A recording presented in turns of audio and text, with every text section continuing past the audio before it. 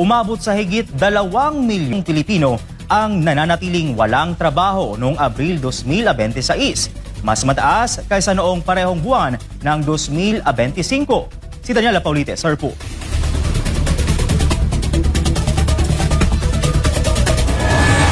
Umabot sa 2.41 milyong Pilipino ang walang trabaho noong Abril 2026, katumbas ng 4.7% unemployment rate. Batay sa Labor Force Survey ng Philippine Statistics Authority o PSA, mas mababa ito kumpara sa 5.8% o katumbas ng 2.96 milyong walang trabaho noong Enero ngayong taon. Gayunman, mas mataas pa rin ito kumpara sa naitalang 4.1% unemployment rate o 2.6 milyong walang trabaho noong Abril 2025. Ayon sa PSA, kabilang sa mga sektor na nagtala ng pinakamalaking pagbaba sa bilang ng mga employed persons ang wholesale at retail trade, kabilang ang repair ng motor vehicles at motorcycles. Mahigit 450,000 na trabaho ang nabawas sa sektor kumpara sa kaparehong panahon noong nakaraang taon. Nakitaan din ng pagbaba ang sektor ng agrikultura, forestry at fishing. Samantala, naitala sa 95.3% ang employment rate noong Abril. Mas mababa ito kumpara sa 95.9%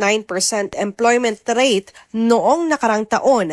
Ngunit mas mataas naman sa 94.2% na naitala nitong Enero. Para sa Diyos at sa Pilipinas, kung mahal, Daniela Paulita, SMNI News.